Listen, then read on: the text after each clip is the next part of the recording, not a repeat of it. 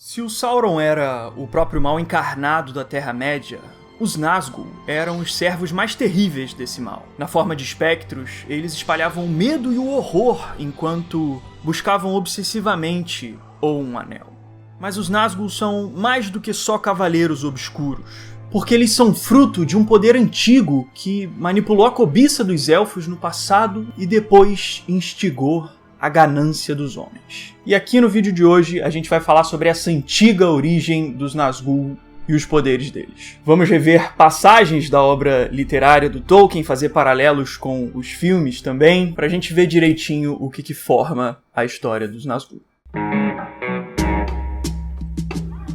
E aí, meus amigos, tudo certo com vocês? Eu sou o Kaique. Se vocês forem novos aqui no canal, quiserem se inscrever, é só clicar aqui embaixo. Se puderem deixar aquele gostei, eu também agradeço muito. E caso você queira me seguir no Instagram, o link também tá aí na descrição, porque eu tô sempre falando das coisas do canal por lá. Primeiramente, quero deixar claro que esse vídeo aqui é feito com base nos livros do Tolkien. Então, nos momentos que eu utilizar cenas dos filmes para ilustrar as passagens do que eu tô dizendo, é porque elas representam bem o que foi escrito nos livros, entendeu? Pelo menos na minha opinião. Mas eu vou dando as referências aqui dos livros para vocês consultarem depois, se quiserem. E caso vocês queiram comprar e conhecer os livros do Tolkien também, eu vou colocar os links para eles aqui na descrição, caso vocês ainda não tenham lido ou queiram outras edições também, porque enfim, é uma obra incrível. Beleza? E só um detalhe que eu quero comentar. A pronúncia correta do nome dos espectros é Nazgûl, mas você pode falar como você quiser. Eu mesmo falo Nazgûl porque sou bem acostumado com a dublagem dos filmes do Senhor dos Anéis, de quando eu assistia quando era criança, e vocês entendem o que eu quero dizer.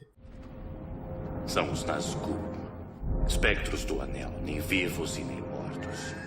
Então vamos pro vídeo. Então, logo no início do filme do Senhor dos Anéis, nós vemos logo de cara os 9 homens que receberam os anéis controlados por Sauron, que mais tarde transformariam eles nos Nazgûl. E aí por isso todo mundo que conhece minimamente Senhor dos Anéis sabe que os Nazgûl foram transformados pelos Anéis de Poder. São os primeiros segundos do filme, literalmente. Mas nesse vídeo aqui eu quero explorar a origem do poder que corrompeu os espectros e analisar como o próprio poder dos Nazgûl reflete essa criação do poder deles originalmente nos Anéis. Então vamos lá. Por mais que os Nazgûl sejam servos do Sauron, o início da história deles é muito conectado a outro personagem da Terra-média, que nasceu milhares de anos antes da Guerra do Anel. Celebrimbor foi um príncipe élfico conhecido por suas inigualáveis habilidades como artesão. Ele era tão habilidoso que chegou a se tornar o Artífice Mor de Eregion. Eu explico aqui o que isso quer dizer. Artífice Mor era um cargo de um joalheiro, ferreiro, artesão de muito prestígio dentro do reino. E Eregion era um antigo reino élfico criado na Segunda Era da Terra-média, milhares de anos antes da Guerra do Anel. E ele ficava localizado ali perto de Khazad-dûm, de Moria. E através desse prestígio dele como um artífice, o Celebrimbor começou a se relacionar com outros grandes artesãos da Terra-média, os anões de Khazad-dûm, que afinal estavam muito próximos ali de Eregion. Tanto os elfos quanto os anões ganharam muito com essa associação. Dessa forma, Eregion tornou-se muito mais forte e Khazad-dûm muito mais bela do que qualquer uma das duas teria sido sozinha. É o que diz o Contos Inacabados. Sabe o que eu acho que representa muito bem essa amizade entre esses anões e elfos dessa época? As portas da mina de Moria, que aparecem no Senhor dos Anéis. Nelas está escrito que foi Celebrimbor que desenhou os sinais dela, ao mesmo tempo que a porta foi feita por anões. Então ela representa essa união entre esses dois grupos. Então fica muito claro que o Celebrimbor se tornou o líder de um grupo de elfos muito experientes nas artes e na forja. Só que essas habilidades ficaram tão grandes que acabaram chamando a atenção de um ser duvidoso da Terra-média. Sauron tomou conhecimento da fundação do reino de Eregion e, na sua busca por poder, ele foi pessoalmente para lá. Mas não com aquela forma assustadora e monstruosa que a gente vê em outras épocas da Terra-média. Porque como Sauron foi pra lá na intenção de manipular, controlar, seduzir, ele queria ser mais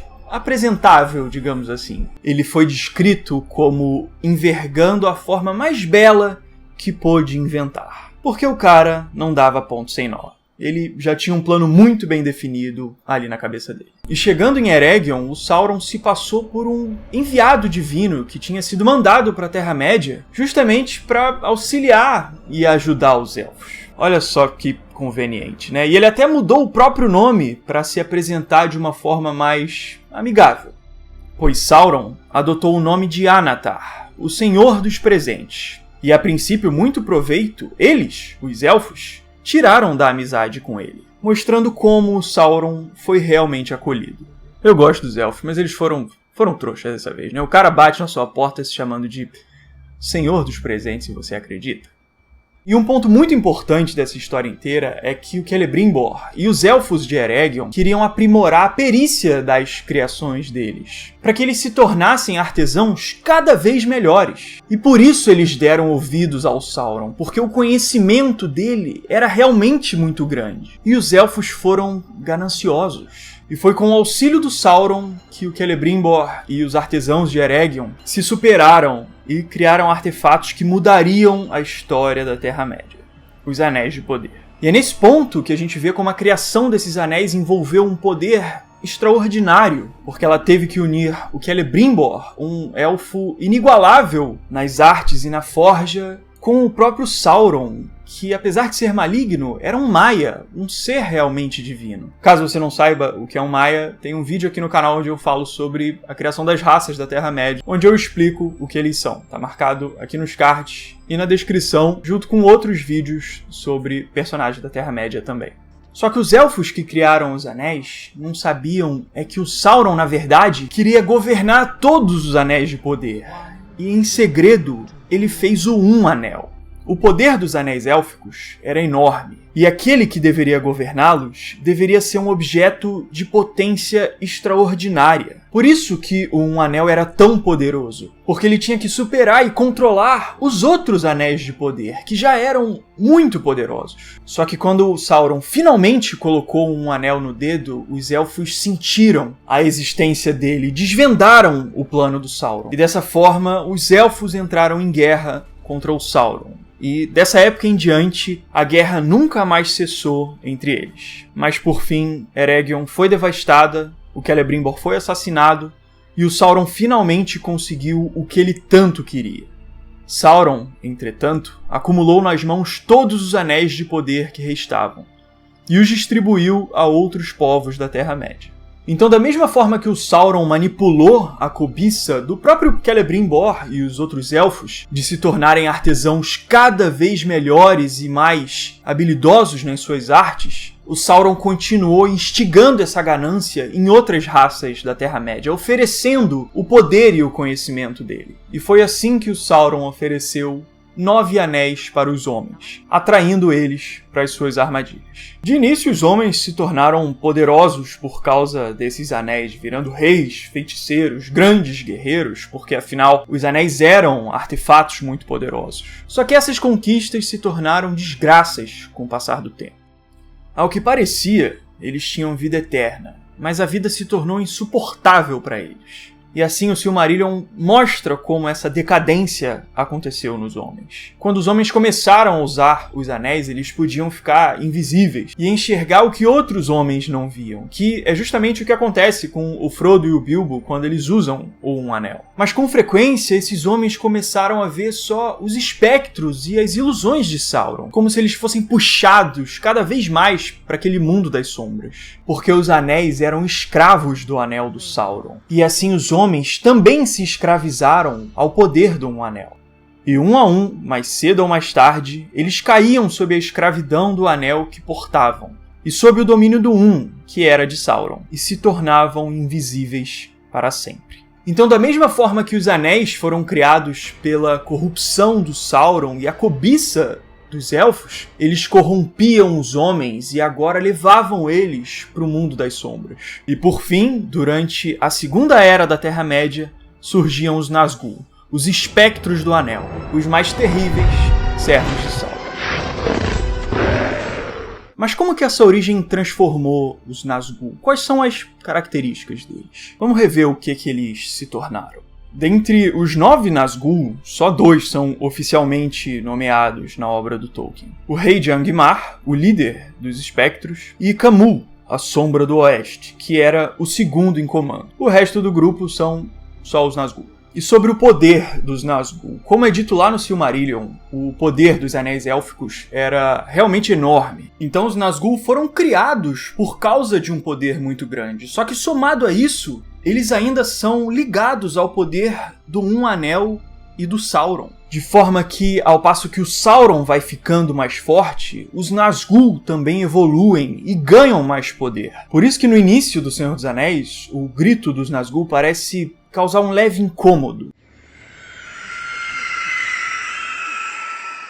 Enquanto no fim, ele parece ser algo desesperador, que dá vontade de morrer nas pessoas, porque o poder deles aumentou junto com o do Sauron. E é por causa dessa relação entre eles e o Sauron que eles são escravos dele, porque eles têm uma obediência quase cega a tudo que o Sauron ordena para eles. Por isso que eles vivem nessa busca obsessiva pelo Um Anel. Só que o poder dos espectros vai muito além de algo puramente físico, porque eles sempre emanam medo e terror ao redor deles. Tem um trecho aqui do Retorno do Rei que mostra quão horroroso é esse medo que os Nazgûl emanam. Olha só o que eles causam nos soldados de Gondor quando eles escutam os gritos dos Nazgûl. Suas mentes eram invadidas por um negror total, e eles não pensavam mais na guerra, mas só em se esconder e rastejar e morrer. Então era algo que mudava o coração dos homens e causava realmente um desejo de morte. É algo realmente horrendo. E outro tipo de horror também psicológico que emana dos Nazgûl é o hálito negro, que apesar de se chamar hálito, não é um bafão da boca mesmo, né? Não é bem isso. Na verdade é um tipo de aura contagiosa que fica ao redor dos espectros, que pode causar pensamentos sombrios e até adoecer quem tem contato com eles. Esses poderes mostram como os Nazgûl eram tão imersos nas sombras que eles podiam realmente quebrar os espíritos e afundar os sentimentos das pessoas. E isso é um exemplo muito bom do tipo de magia que o Tolkien gosta de criar no universo dele, que é algo mais voltado para sentimentos e sensações e menos para bolas de fogo atiradas pela mão. Por isso que o Gandalf é um inimigo tão forte contra os Nazgûl, porque se os espectros inspiram o medo e o horror, o Gandalf é um ser divino criado para inspirar e difundir a luz da coragem. Ele é o que supera esse horror. Outra característica muito marcante dos Nazgûl é o fato deles não terem um corpo físico normal. Eles foram transformados pelas sombras e passaram a existir no mundo dos espectros, como se fossem parte de um outro plano de existência. Por isso que o Frodo enxerga os Nazgûl de forma diferente quando coloca o anel. Porque ele está enxergando os Nazgûl em outro plano de realidade. E é por causa dessa natureza fantasmagórica que os Nazgûl são tão difíceis de serem atacados. As armas usadas para atacar o Rei de Angmar, por exemplo, são destruídas depois que tem contato com a presença espectral dele. E os Nazgûl ainda tinham outras habilidades mágicas. Por exemplo, o Rei de Angmar gritou palavras de uma língua esquecida para fazer o que é definido como um feitiço explosivo no livro do Retorno do Rei, o que enfraqueceu e derrubou os portões de Gondor. Porque a própria voz dele consegue afetar a matéria física. E o mesmo Rei de Angmar também consegue conjurar fogo a partir da lâmina dele, como ele faz ao enfrentar o Gandalf. Outra arma mágica, também usada pelos Nazgûl, que é muito característica deles, foi a lâmina de Morgul, usada para ferir o Frodo. O que faz ela ser diferente é que ela pode permanecer no ferimento que ela causou. E assim ela infecta o corpo de quem foi atacado, ao ponto de poder transformar essa pessoa em um espectro, controlado pelo mesmo mal que governa os outros Nazgûl. Mas se o maior poder dos Nazgûl é espalhar o medo, então eles mostram que a melhor arma para se vencer o mal é a coragem de se fazer o bem. Então é isso aí, esse foi meu vídeo sobre a origem e as características dos Nazgûl. Digam aí nos comentários o que vocês acham sobre eles. Se você for fã de Harry Potter, eu acho os Nazgûl bem parecidos em alguns pontos com os Dementadores, né? Se você também acha, comenta aí embaixo. Se você curte Terra-média, tem outros vídeos aqui no canal sobre esse tema, em formatos bem parecidos, falando sobre origens e características de diferentes personagens. São vídeos que eu gosto bastante. Vou deixar aqui na descrição, nos cards também. E por hoje eu vou ficando por aqui. Beleza? Se vocês forem novos aqui no canal, convido vocês a se inscreverem. Se gostaram do vídeo, puderem deixar aquele gostei, também ajuda demais. E a gente se vê na próxima. Beleza? Então fico por aqui. Valeu, show! E um abraço.